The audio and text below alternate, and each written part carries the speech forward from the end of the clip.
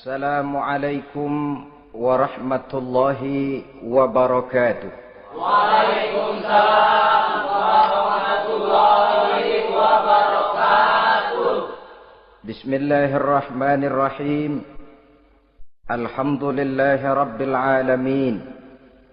Wassalatu wassalamu ala ashrafil mursalin wa ala alihi wa ashabihil mujahidin at-tahirin, amma ba'du. Saudara-saudara kaum muslimin rahimakumullah. Sebagai kelanjutan dari pembicaraan kita tentang serial para nabi, maka pada pertemuan kali ini kita akan membicarakan riwayat tentang Nabi Sulaiman alaihi salam dan Ratu Balqis. Nabi Sulaiman adalah putra dari Nabi Daud alaihi salam, yang Nabi Daud ini merupakan keturunan yang ke-12 dari Nabi Yakub. Pada diri Nabi Sulaiman bertemu kebesaran dunia dan kebesaran akhirat. Ya, beliau seorang raja, ya, beliau seorang rasul. Ya, beliau seorang pemimpin agama. Ya, juga beliau adalah seorang pemimpin negara. Alangkah idealnya memang jikalau ulama menjadi umara, atau jikalau umara adalah seorang ulama. Dengan posisinya sebagai ulama, maka nilai kepemimpinannya terpelihara dari segala macam bentuk penyelewengan. Dan dengan kedudukannya sebagai umara, dia akan lebih efektif memberikan komando kepada rakyatnya untuk hidup melaksanakan perintah-perintah Allah.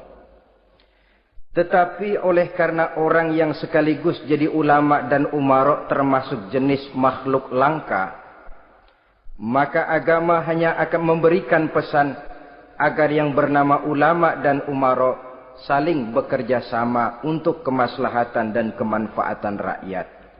Ulama adalah ulama, umara adalah umara. Jikalau keduanya bisa berjalan dan berdampingan dengan baik, rakyat akan jadi nikmat. Tapi kalau keduanya centang perenang, tentu rakyat akan jadi kiamat adanya. Ma'asyiral muslimin rahimakumullah. Mengapa figur Nabi Sulaiman adalah figur yang bertumpu kebesaran dunia dan akhirat?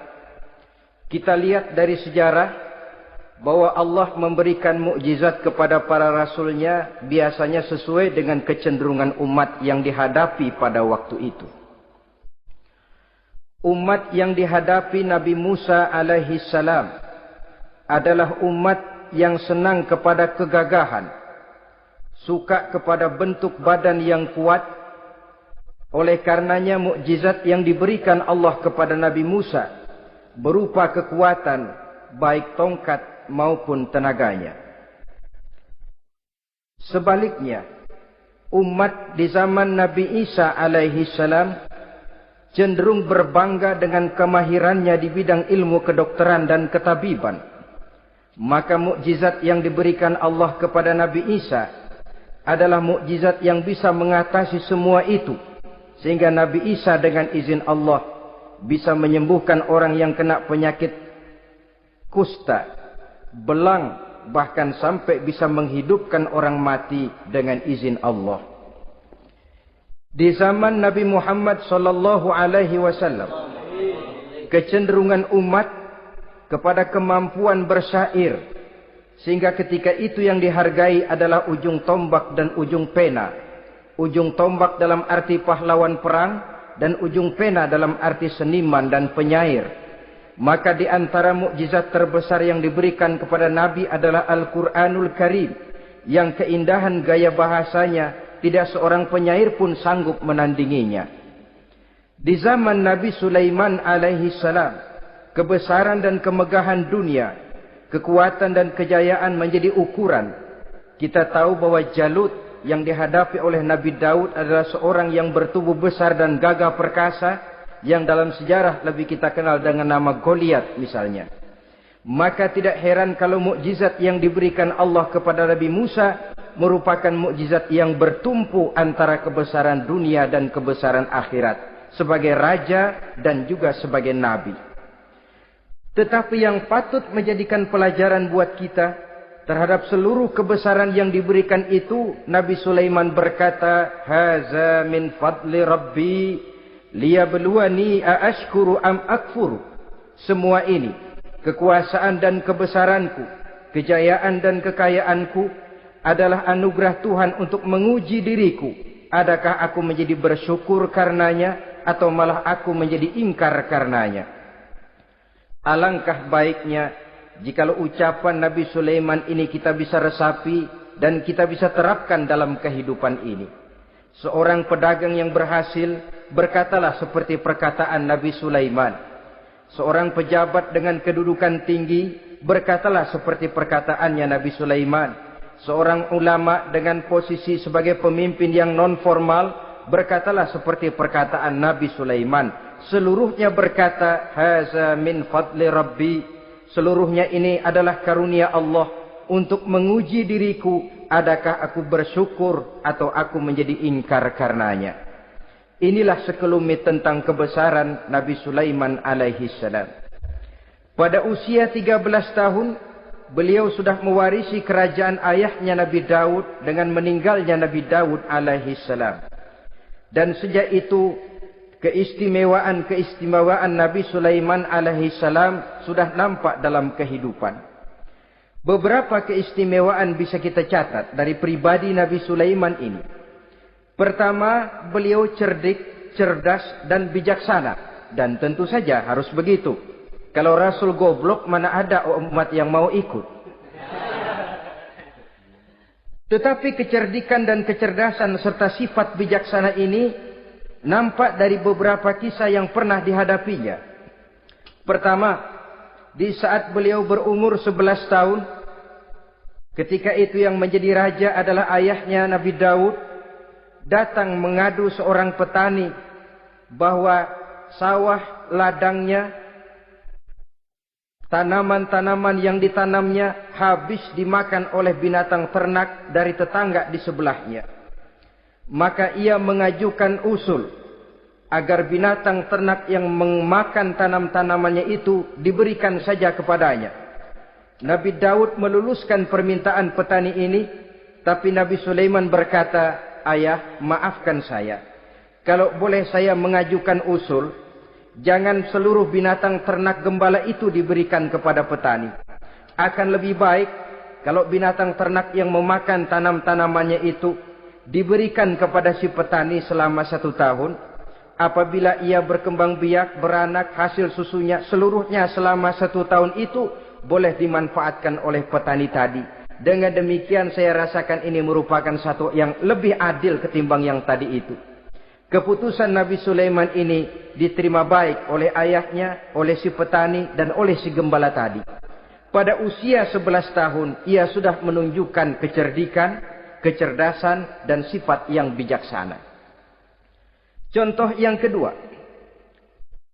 ada 2 orang ibu yang pada saat akan bekerja di ladang, masing-masing meletakkan bayinya di satu tempat, lalu keduanya pun asyik pergi bekerja. Sedang kedua ibu itu bekerja dengan asyiknya, datanglah seekor serigala, menerkam salah seorang anak bayi tadi, dan kemudian dibawanya. Tinggallah anak bayi seorang. Ketika kedua ibu tadi kembali ke tempat dia meletakkan anaknya, maka keduanya lalu berebut anak yang satu itu. Jadi kasus berebut bayi rupanya memang sudah ada dari dulunya. Yang satu berkata itu anaknya, yang lain mengaku itu pun juga anaknya. Akhirnya keduanya mengadu kepada Nabi Sulaiman. Masing-masing ngotot, tidak ada yang mau mengalah. Akhirnya kata Nabi Sulaiman, "Kalau kamu berdua tidak ada yang mau mengalah, sudahlah begini saja. Berikan bayi itu kepada saya, akan saya belah 2 supaya adil. Masing-masing kamu bawa sarang sepotong." Ibu yang seorang berbinar matanya, kelihatannya gembira dengan keputusan itu. "Saya setuju Nabi Sulaiman, ini keputusan yang sangat adil. Betul, belah 2 saja bayi itu." Tapi ibu yang seorang malah berurai air matanya, membasahi pipinya. "Ya Sulaiman, daripada Tuhan belah dua anak itu, biarlah berikan saja kepada ibu yang mengaku tadi itu. Tidak sampai hati saya melihat anak yang begini ini harus menjadi korban. Biarlah dia diasuh oleh ibu yang mengakuinya tadi, asal dia tetap hidup." Nabi Sulaiman tersenyum, lalu berkata kepada ibu yang berurai air mata tadi, "Ambillah anak ini, Bu, karena ia memang benar anak ibu. Sebab sekejam-kejamnya hati seorang ibu tidak akan sampai melihat anaknya dibelah dua. Adapun engkau ibu yang gembira, engkau sesungguhnya ibu yang kurang ajar. Cuma sekedar ngaku-ngaku, buktinya anak mau dibelah dua, kamu setuju. Ibu macam apa kamu anak dibelah dua setuju?" Akhirnya ibu yang satu itu menerima hukuman yang setimpal karena mengakui sesuatu yang bukan haknya. Di sini kita lihat kebijaksanaan yang dimiliki oleh Nabi Sulaiman alaihi salam. Bukti yang ketiga, pada waktu beliau mengadakan jihad fi sabilillah, beliau mengadakan mobilisasi dana.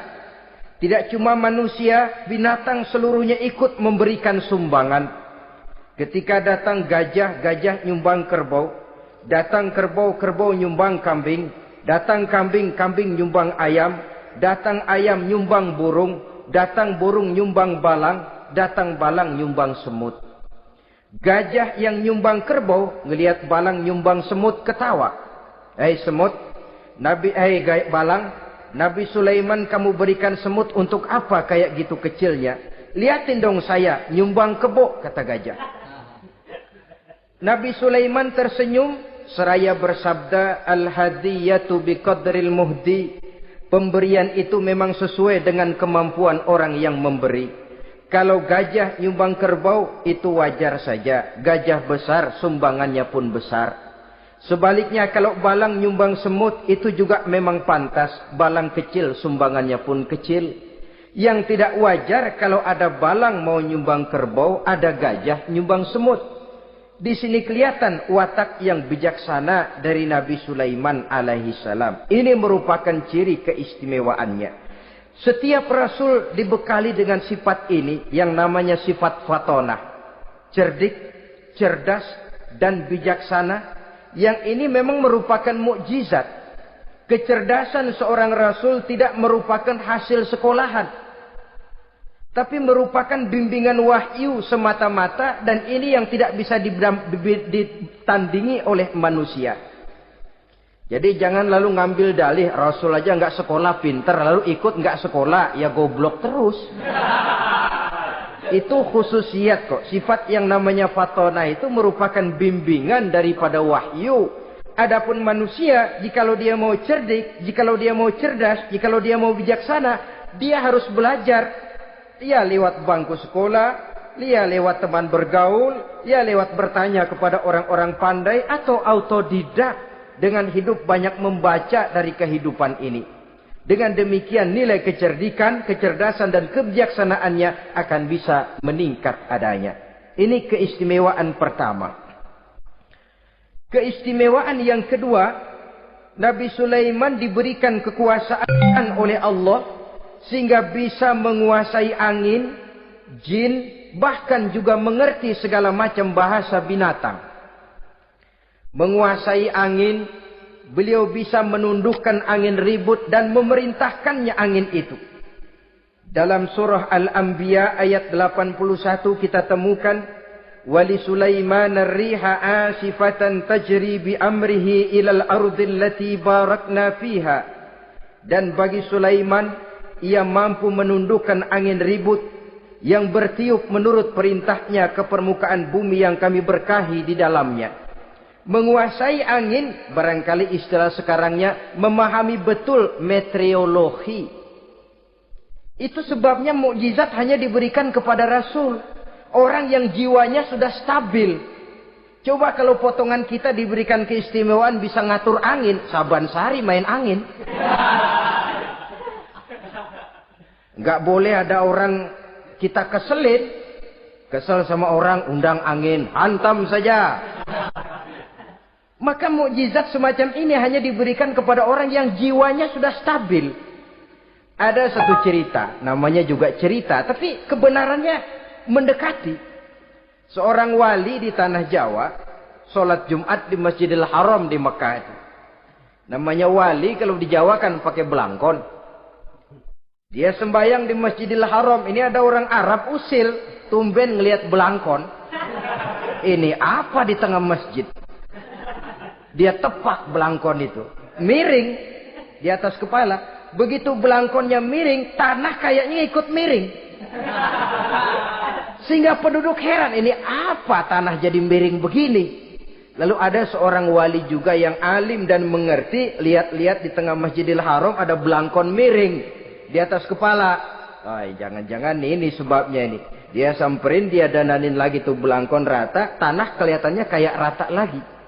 Keistimewaan seperti ini pun hanya diberikan kepada orang yang jiwanya memang sudah stabil.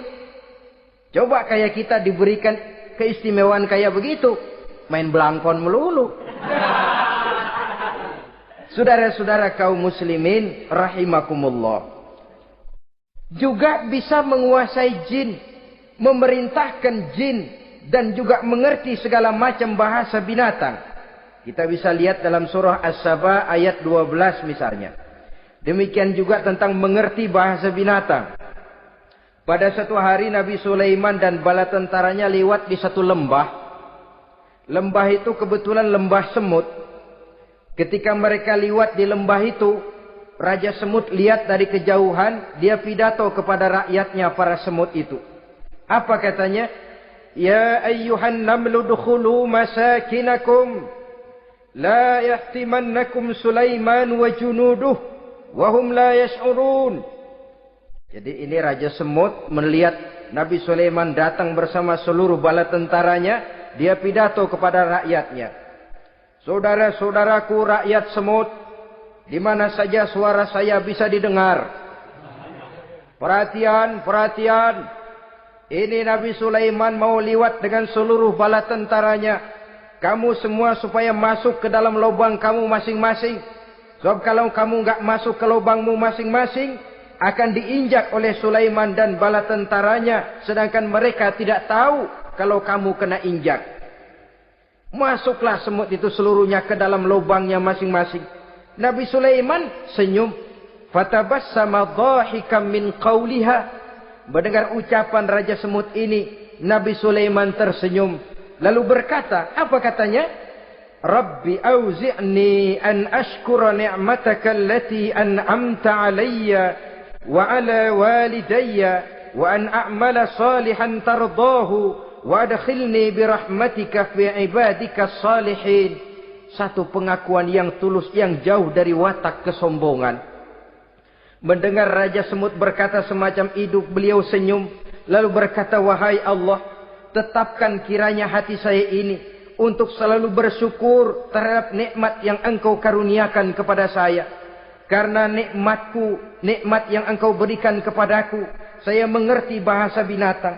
Karena mengerti bahasa binatang, saya mengerti seruan Raja Semut itu. Tetapkan saya untuk selalu bersyukur ya Allah atas nikmat yang Engkau berikan ini, atas nikmat yang Engkau berikan kepada kedua orang tua saya. Dan tetapkan saya untuk selalu melakukan amal soleh yang Engkau ridhoi. Dan masukkan saya ke dalam golongan hamba-hambamu yang soleh. Satu pengakuan yang tulus, yang jauh dari sifat kesombongan. Mungkin kalau sombong yang lahir, begitu dengar Nabi Sulaiman bahwa semut ngomong begitu, beliau akan berkata, iya masuk ke buruan. Tapi kan tidak. Malah beliau perintahkan bala tentaranya, pasukan berhenti. Ada apa Nabi Sulaiman? Di depan kita ada kerajaan semut. Mereka lagi kocar-kacir masuk ke sarangnya masing-masing.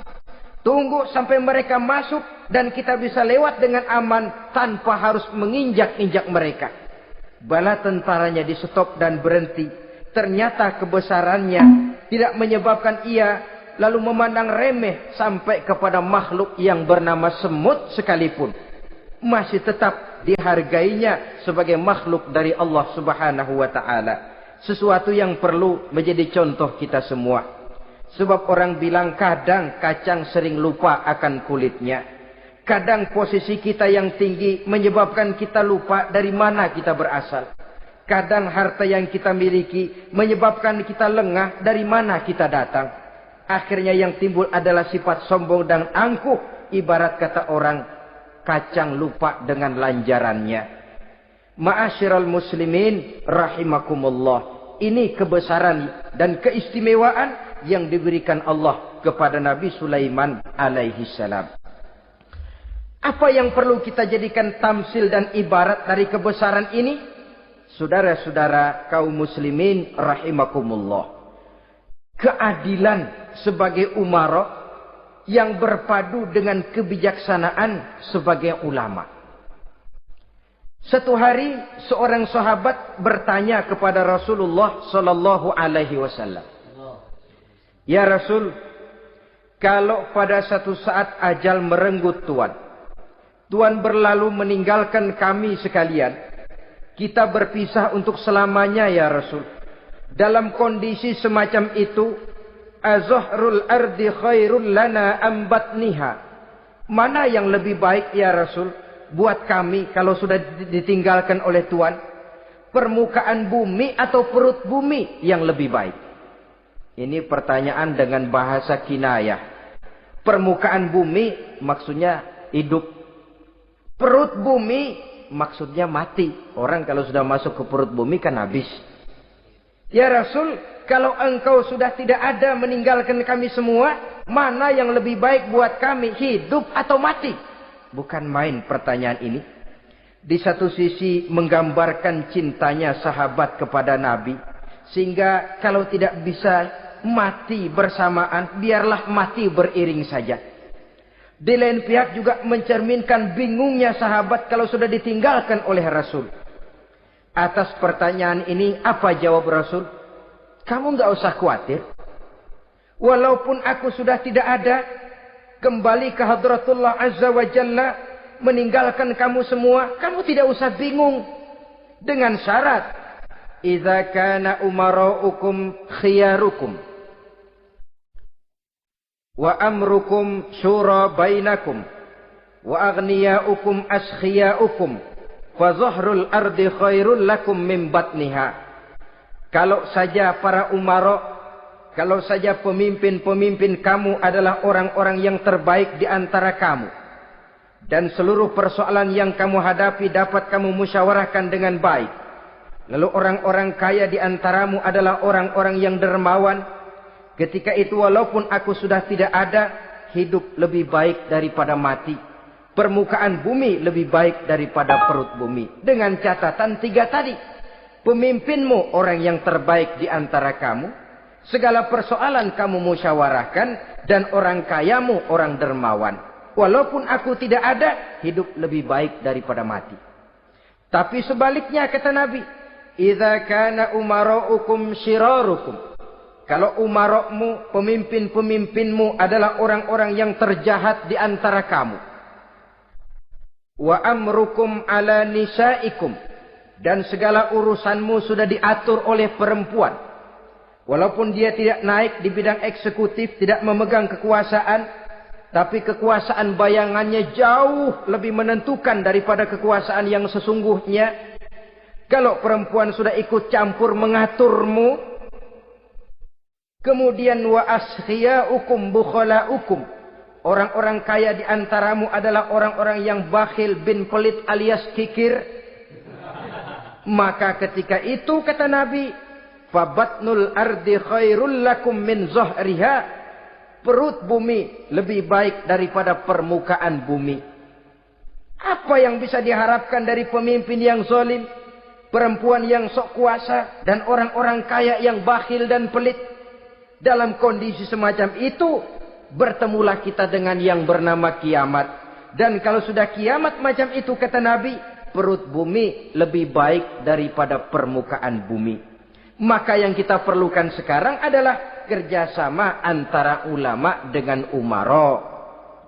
Ulama bukan umara, umara pun bukan ulama. Harus saling kerjasama dan jangan saling memperalat.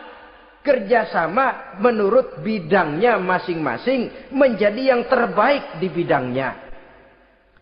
Jangan sudah jadi kiai karena ingin berpartisipasi aktif lalu pindah jadi pemborong jembatan. Tidak sadar akan profesinya.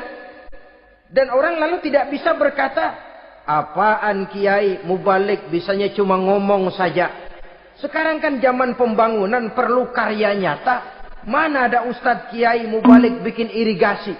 Cuma pidato saja. Apa kemiskinan bisa diatasi dengan pidato? Ini juga orang tidak ngerti urusan. Wong Nabi saja ngajarin kok. Iza wusidal amru ila ghairi ahlihi fantaziris sa'ah. Yang kemudian diterjemahkan dalam manajemen modern. The right man on the right job. Bahwa persoalan harus diserahkan kepada orang yang memang ahlinya. Lah kalau kiai ngurus irigasi, apa nanti lurah mau ngajar fikih? Camatnya ngajar tafsir. Kacau jadinya. Makin ruwet jalur birokrasi, makin banyak orang meninggalkan profesi dan malah melaksanakan sesuatu yang bukan profesinya. Untuk memberesi keruwetan birokrasi termasuk diantaranya menanamkan kesadaran profesi yang menimbulkan kebanggaan dan kebanggaan yang membuahkan tanggung jawab terhadap profesi itu. Sebab orang kalau sudah bekerja menurut profesinya, walaupun tidak kaya, tapi hidupnya tenang. Kenapa? Karena panggilan jiwanya. Seorang kiai yang diajak ngobjek, walaupun objeknya gol puluhan juta, kaya, belum tentu tenang. Karena saya yakin bukan ke sana panggilan jiwanya. Ma'asyiral muslimin rahimakumullah. Itulah sebabnya kerjasama ulama membangun lingkungannya, ulama membangun manusianya, umarok membangun lingkungannya. Sehingga terciptalah wujud daripada pembangunan manusia seutuhnya. Ya zahirnya, ya batinnya. Seluruh kita berpartisipasi, hanya bidangnya saja yang berbeda-beda. Jangan yang satu merasa lebih berjasa dari yang lain. Jangan yang satu merasa lebih penting dari yang lain. Seluruh kita penting, seluruh kita berjasa. Cuma bidang kita saja yang berbeda-beda. Inilah bahasa Quran. Kullun ya'mal ala syakilatih. Setiap orang bekerja menurut profesinya masing-masing. Ma'asyiral muslimin rahimakumullah. Kita kembali kepada riwayat Nabi Sulaiman alaihi salam. Satu hari ketika beliau sedang menginspeksi pasukan, berkumpullah pasukan beliau itu, ya tentara yang manusianya, ya pasukan jinnya, ya seluruh binatang-binatangnya berbaris. Beliau selaku inspektur upacara mengadakan inspeksi pasukan. Dari sekian pasukan-pasukan yang diperiksanya pada waktu itu, Nabi Sulaiman melihat tidak terdapat burung hudhud. Beliau bertanya-tanya, "Ma liya aral hudhuda am kana minal ghaibin?" Kemana burung hudhud? Orang lain pada kumpul, dia sendiri tidak ada. Awas kalau dia datang. Kalau dia tidak bisa memberikan alasan yang tepat kemana dia, akan saya berikan sanksi dan hukuman. Ini namanya pemimpin yang bertanggung jawab toh. Seorang pun dari yang dipimpinnya tidak ada, menjadi pertanyaan. Tidak lama kemudian datang burung hudhud. Begitu datang lalu memberikan laporan kepada Nabi Sulaiman. Kalau istilah sekarang, begitu dia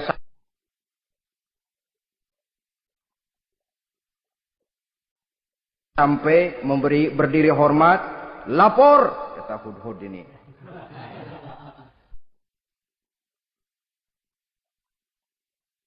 Bagaimana hudhud? Maaf Tuan Raja, saya terlambat. Iya, kenapa terlambat? Patroli Tuan Raja. Kemana saja kamu patroli? Keliling. Lalu apa hasilnya? Inni wajadtu mar'atan tamlikuhum wa utiyat min kulli syai'in wa laha 'arsyun 'azim. Saya baru patroli ke satu negara yang bernama Sabah, Tuan Raja. Sabah, saudara tahu Sabah? Di mana itu? Dekat ibu kota Yaman sekarang. Di sana Tuan Raja, kata Hudhud ini, wajadtu imra'atan tamlikuhum. Yang jadi raja perempuan. Kalau Tuan raja besar, Tuan orang laki. Ayah Tuan raja besar, Nabi Daud, laki. Ini mah model Tuan Raja. Orangnya rajanya raja besar, tapi perempuan. Tumben saya ngelihat ada raja perempuan. Kerajaannya begitu besar. Begitu. Iya. Lalu dia jadi raja bagaimana? Ya mewarisi kerajaan ayahnya, Sri Baginda Raja Syarahil. Ketika ayahnya wafat, dia naik.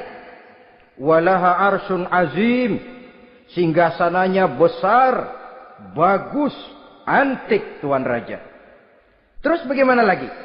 Wajadtuha wa qaumaha yasjuduna lisyamsi min dunillah. Yang jadi pikiran saya Tuan Raja, dengan kekuasaan yang besar, mereka itu seluruhnya, seluruh bala tentaranya dan kaumnya, yasjuduna lisyamsi, mereka menyembah matahari, bukan menyembah Allah. Mendengar ini Nabi Sulaiman tergerak hatinya.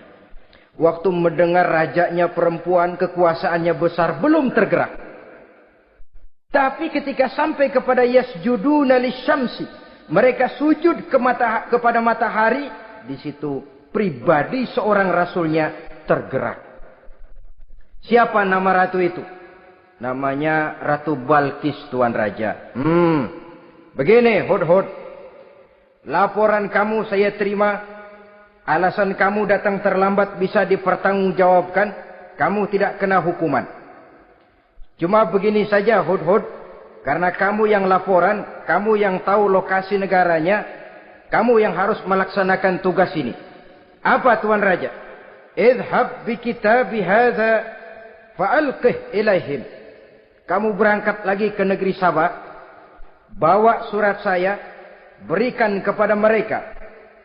Thumma tawalla anhum, kemudian kamu berpaling dari mereka, tapi jangan pulang. Fanzur madza yarji'un, lihat apa reaksi mereka setelah menerima surat ini. Baik Tuan Raja, baik. Nabi Sulaiman menulis sepucuk surat kepada Ratu Balkis. Dan surat itu dibawa oleh burung Hudhud tadi. Terbanglah si burung Hudhud ini ke negeri Sabah. Masuk ke istana Ratu Balkis. Dan surat itu jatuh di kamar Ratu Balkis. Diambil surat tadi. Kemudian dibaca. Apa isi suratnya? Innahu min Sulaiman. Wa innahu bismillahirrahmanirrahim. Alla ta'lu alayya. Wa'tuni muslimin. Surat ini dari Sulaiman. Bismillahirrahmanirrahim. Jangan kamu merasa lebih tinggi dari aku. Datanglah kepadaku dan masuk ke dalam agama Islam. Suratnya singkat, padat, ultimatum. Jadi enggak pakai bahasa kembang, enggak pakai bahasa basi, langsung kepada isi. Surat ini dari Sulaiman. Bismillahirrahmanirrahim. Jangan kamu merasa lebih tinggi dari aku. Datanglah kepadaku dan masuklah ke dalam agama Islam. Ini yang disebut dakwah langsung tanpa pakai kembang. Saudara-saudara, menerima surat semacam ini, Ratu Balkis lalu ngumpulin para pembantu kerajaan, aparat pemerintah lah zaman sekarang. Termasuk menteri-menteri. Dipanggil sidang darurat di istana Ratu Balkis, membahas datangnya surat dari Nabi Sulaiman alaihissalam. Tuan-tuan para menteri, bagaimana Sri Ratu? Saya dapat surat. Dari mana? Dari Sulaiman. Katanya apa? Jangan kamu merasa lebih hebat dan lebih tinggi dariku. Datanglah kemari dan masuklah ke dalam agama Islam. Menurut pendapat tuan-tuan menteri, bagaimana surat ini? Apa kita penuhin permintaannya? Kita datang rame-rame masuk Islam? Oh, kata menteri, jangan dulu tuanku. Gengsi dong. Kita ini kan kerajaan besar. Tentara kita gagah. Masa mau menyerah tanpa syarat? Soal nanti kita kalah atau menang itu soal lain, Tuan Perdana Menteri, Tuan Ratu. Tapi bahwa kita punya harga diri itu harus kita tunjukkan lebih dulu. Jadi menurut Tuan Menteri bagaimana? Kami sih nunggu komando Tuan Putri saja. Artinya, kalau boleh, perang saja. Cuma mau duluin, takut dikira nyelongcong. Kami sih gimana komando Tuan Ratu saja. Tuan komandokan berangkat, kami segera berangkat. Terserah Tuan Putri, kami seluruhnya loyal, taat dan setia menunggu titah dari Sri Paduka Ratu. Terima kasih para menteriku. Soal kesetiaanmu saya tidak meragukan. Tapi perang dimanapun selalu membawa kerugian. Kita menang, rugi, tentu jatuh korban. Apalagi kalau kita kalah. Dan raja-raja yang mengalahkan negeri-negeri lain selalu membawa kehinaan kepada negeri yang dikalahkannya. Jadi bagaimana? Sekarang begini saja. Kita ambil jalan tengah. Lalu diplomasi dulu. Diplomasi macam apa Tuan Ratu? Kita kirim utusan kepada Nabi Sulaiman. Dari sana nanti kita lihat reaksinya. Saya memang selama ini sudah dengar siapa itu Nabi Sulaiman. Katanya orangnya masih muda, masih bujangan, bijaksana, kekuasaannya besar, tentaranya hebat. Cuma kan baru berita. Kita cek. Jadi diplomasi macam apa Tuan Ratu? Kita kirim utusan kepada Raja Sulaiman. Kita bawakan hadiah-hadiahnya. Yang mahal-mahal, mewah-mewah, menarik. Pokoknya yang terbaik di negeri kita, berikan kepadanya. Lihat reaksinya. Kalau dia tergiur dengan hadiah itu, dia raja. Bukan nabi. Tapi kalau dia menolak hadiah itu, dia memang nabi. Dan apa reaksi kita nanti tergantung sikap Nabi Sulaiman. Aha, kalau begitu setujulah Ratu. Itu memang bijaksana. Diplomasi dulu. Iya, jangan datang-datang main perang aja loh. Perang sih gampang. Tapi ini kan ada meja perundingan. Sepanjang masih kita bisa menempuh jalan damai, damai saja dulu. Baik. Maka diaturlah satu barisan diplomasi untuk menuju Palestina, kerajaan Nabi Sulaiman alaihi salam. Rombongan terdiri dari 500 orang laki-laki dan 500 orang perempuan. Yang laki ganteng, yang perempuan cantik. Yang laki dikendarai dengan kuda-kuda pilihan, dan yang perempuan dikendarai dengan keledai-keledai pilihan. Kuda dan keledai pun dihiasi begitu rupa. Pelanaknya yang terbagus dilapis dengan sutra. Sedangkan bawaan-bawaannya tidak lain daripada intan, berlian, mutiara, jamrud, yakut, kesturi, yang dilapis dengan sutra tenun yang asli. Pendeknya hadiah yang serba wah. Dan rombongan ini dipimpin oleh seorang diplomat ulung dari negeri Sabah bernama Munzir bin Amru. Ini ahli diplomasi dari negeri Sabah. Dipesanlah oleh Ratu Balkis, kalau datang nanti kamu ke negeri Sulaiman, sikapmu harus begini, begini, dan segala macam. Ditatar dulu. Sebab ini mau diplomasi tingkat tinggi. Baik, Sri Ratu. Nah, sudah mendengar perundingan ini, burung hudhud pulang ke negeri Nabi Sulaiman. Apel lagi, lapor Tuan Raja. Bagaimana hudhud? Sikapnya mereka akan mengutus utusan dengan membawa berbagai macam hadiah untuk datang ke negeri kita. Baik. Nabi Sulaiman kumpulkan tentaranya, terutama para jin. Hei tentaraku, khususnya kalian para jin, akan datang rombongan tamu besar ke negeri kita. Maka mulai saat ini saya komandokan, kamu bangun satu istana yang megah, yang belum pernah ada dalam waktu yang relatif singkat. Dan lantai daripada istana itu harus dilapisi dengan kaca-kaca tebal yang bening. Bawahnya diisi dengan air, diisi dengan ikan-ikan hias yang indah-indah. Baik Tuan Raja. Maka tentara Nabi Sulaiman sejak manusia sampai binatang sampai jin, semuanya kerja bakti membangun istana yang megah. Sehingga sebelum rombongan kerajaan Sabah ini sampai, istana sudah selesai. Mereka masuk ke dalam istana Nabi Sulaiman. Begitu melihat lantainya gemerlapan air, masing-masing pada ngangkat kain. Takut kainnya basah. Waduh, ini istana kebanjiran begini. Kata Nabi Sulaiman, nggak usah diangkat kainnya, nggak usah. Ini dilapis kaca, cuma bawahnya memang kolam. Kolamnya berisi ikan. Oh, bengong. Bengong aja pada melongo mulutnya. Saudara-saudara, jadi persis orang yang tinggal di puncak gunung datang ke tengah-tengah kota. Kan noraknya minta ampun. Apaan aja ditunjuk. Apaan aja dilihat, apaan aja ditunjuk. Ini ya, itu ya, wah. Wah, sudah semuanya serba wah. Jadi kalau istilah tingkat diplomasinya, mereka sudah kalah mental.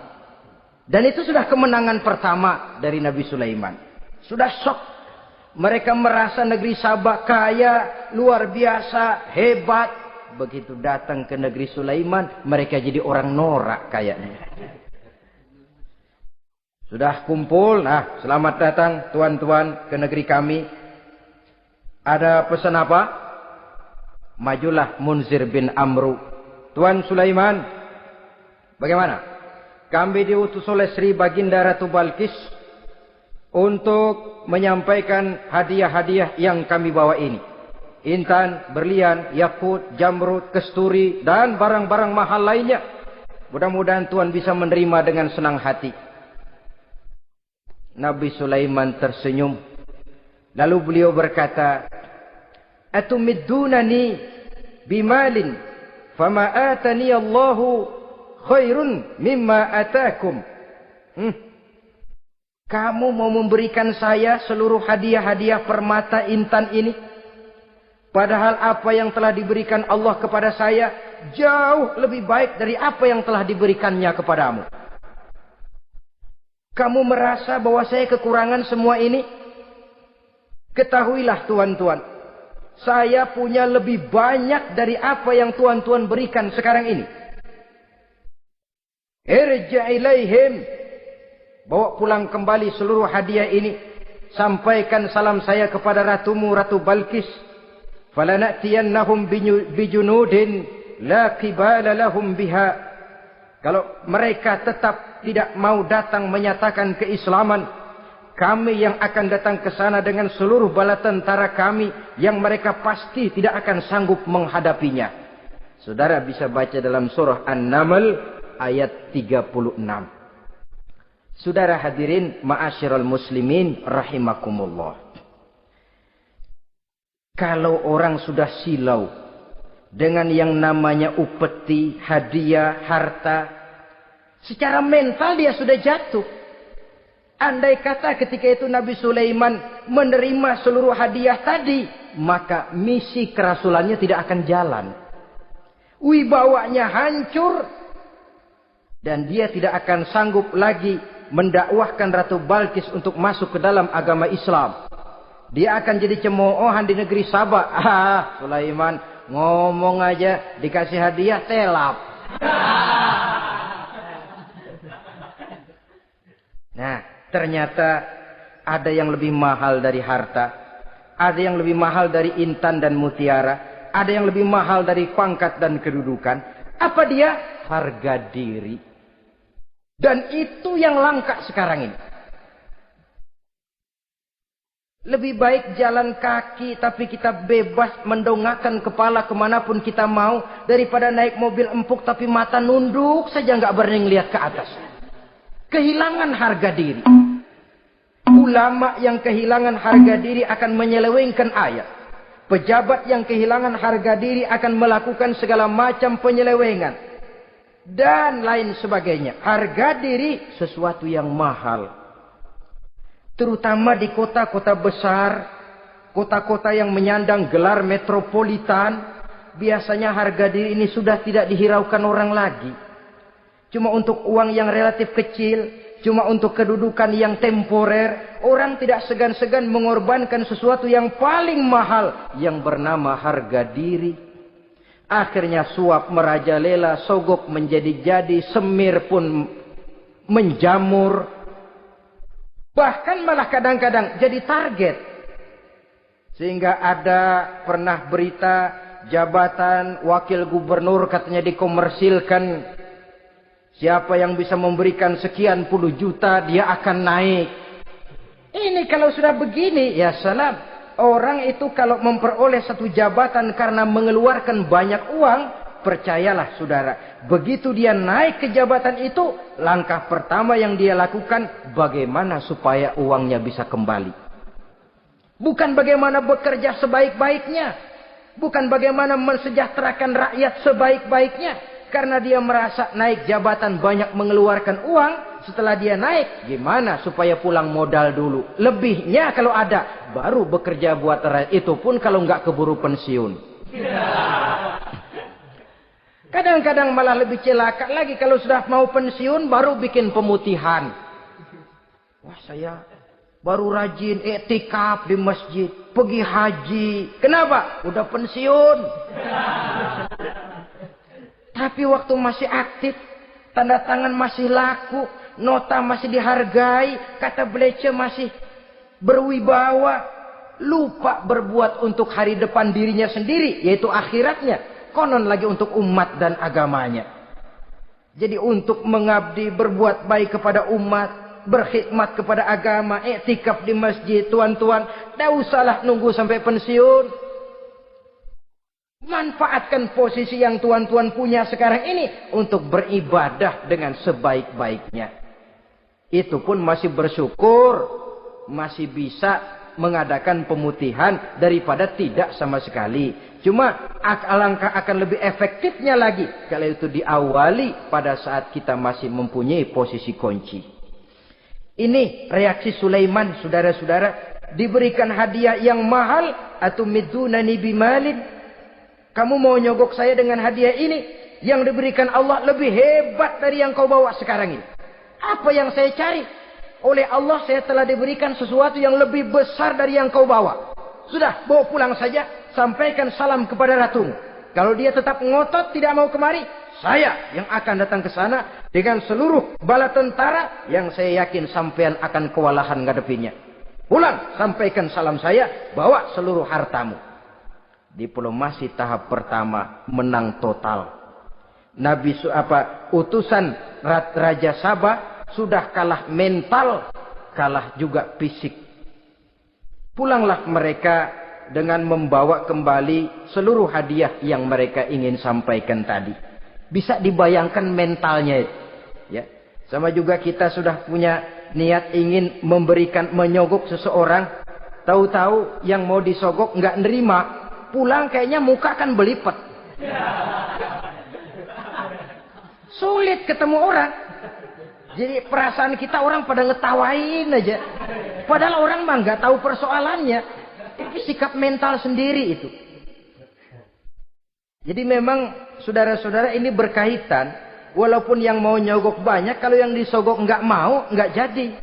Walaupun ada yang minta disogok, kalau yang mau nyogok nggak ada, juga nggak nyetel. Lah ini nyetel, yang mau nyogok banyak, yang disogok pun ada. Jadilah perbuatan itu. Ma'asyiral muslimin rahimakumullah. Sampai mereka di kerajaan Sabah, mereka ceritakan itu. Ratu Balkis bengong. Ternyata yang saya dengar selama ini memang benar rupanya. Sulaiman bukan cuma raja, tapi juga rasul. Bukan cuma pemimpin negara, tapi juga pemimpin agama. Lalu bagaimana, Sri Ratu? biarlah saya pikir-pikir dulu. Pikir. Bagaimana ya? Sudahlah, begini saja. Kita sekarang berangkat ke negeri Nabi Sulaiman. Saya yang akan langsung memimpin rombongan. Ada 2 tujuan Ratu Balqis sebenarnya. Tujuan pertama ingin melihat dengan mata kepala sendiri kebesaran Sulaiman yang selama ini dia cuma dengar beritanya saja. Yang kedua, ada udang di balik batu. Kalau setelah Nabi Sulaiman nanti melihat kecantikan Ratu Balqis ini, dia bisa fly. Nah, istilah anak sekarang, dia bisa fly. Nah, siapa tahu kan karena kecantikannya Nabi Sulaiman lalu jatuh hati dan Dewi Amor pun bicara. Nanti bila mata bertemu mata, bibir ikut senyum, hati berdetak. Maka terjadilah magnet-magnet saling bersentuhan, percintaan tingkat tinggi. Kan lumayan dapat suami, dapat pacar seorang raja besar. Jadi dengan harapan ini berangkatlah Ratu Balqis ke negeri Nabi Sulaiman. Hud lapor lagi. Lapor. Bagaimana Hud? Ini Ratu Balqis yang mimpin sekarang. Baik, kita siap-siap. Begini saja, kata Nabi Sulaiman. Siapa yang bisa bawa singgasana Ratu Balqis ke sini? Jin Ifrit tampil. Saya. Berapa lama kamu perlukan untuk membawa singgasana Ratu Balqis kemari? Sebelum Tuan bangun dari tempat duduk, itu singgasana sudah bisa sampai kemari, Tuan Raja. Bagus. Ada yang bisa lebih cepat? Saya, kata seorang ulama. Berapa lama? Sebelum Tuan kedip. Asal Tuan kedip, Tuan melek lagi, singgasana sudah sampai di sini. Baik, kerjakan.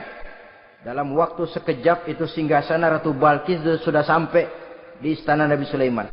Pasang di sini, biar dia dudukin nanti. Rubah sedikit biar dia nggak kenalin. Dirombak sedemikian rupa.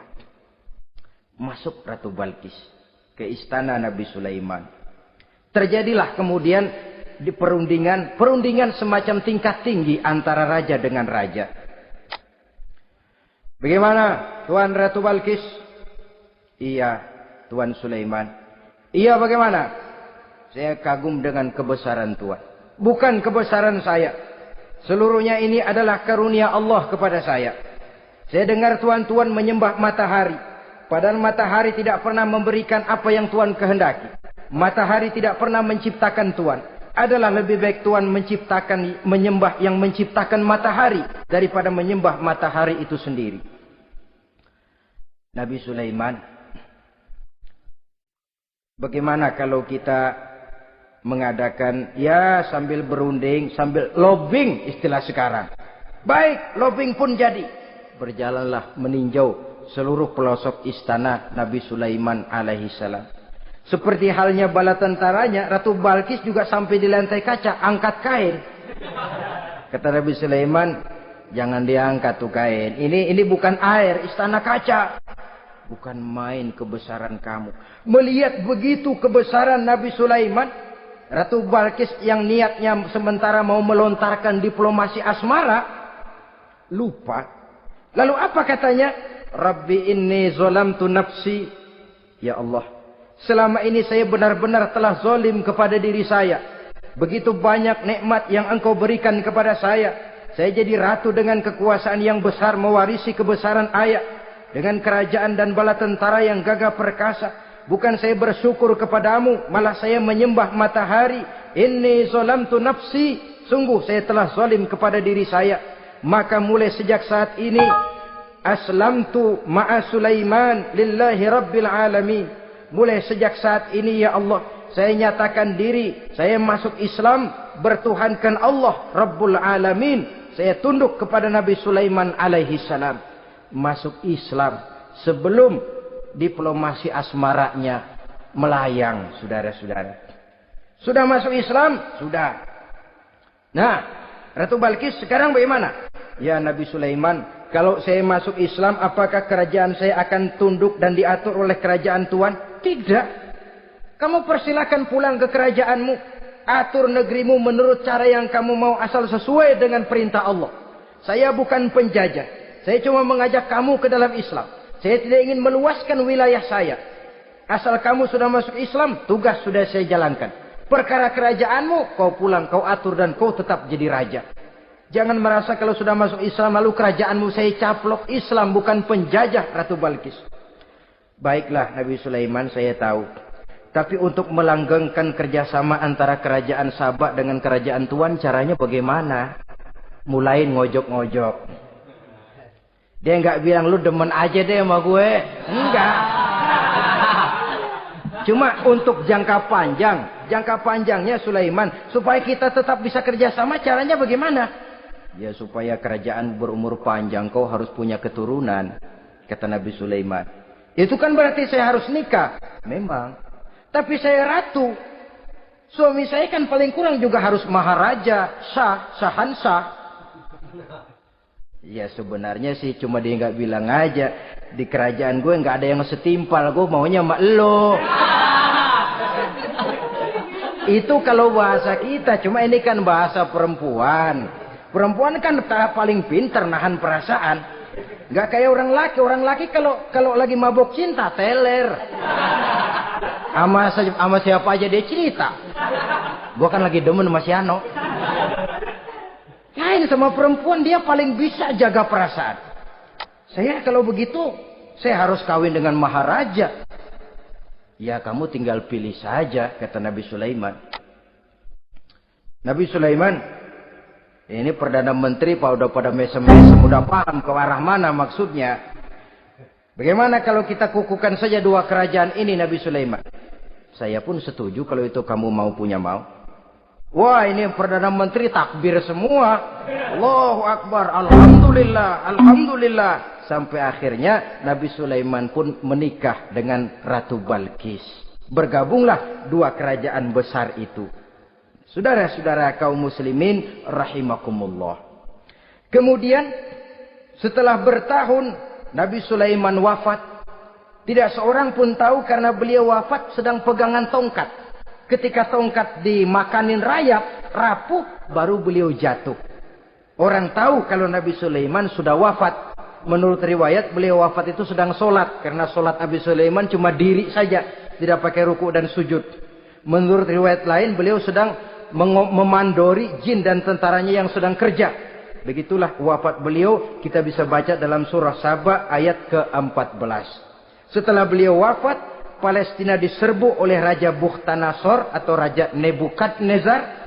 Seluruh kebesaran Sulaiman di bumi hanguskan, istananya dihancurkan, intan permata dan kekayaan beliau dirampok, dan tinggallah kebesaran Sulaiman cuma legenda saja yang kita kenal dengan istilah Haikal Sulaiman. Legenda, riwayat-riwayat yang sampai sekarang ini masih bisa kita telusuri kebenarannya. Saudara-saudara, inilah pertemuan yang singkat ini, walaupun serba singkat, mudah-mudahan ada manfaatnya. Dengan kesimpulan, seluruh anugerah yang ada pada kita hakikatnya karunia Allah. Marilah kita menjadi orang yang pandai bersyukur atas anugerah itu. Terima kasih atas segala perhatian. Mohon maaf atas segala kekurangan. Usikum wa nafsi bitaqwallah. Wassalamualaikum warahmatullahi wabarakatuh. Waalaikumsalam.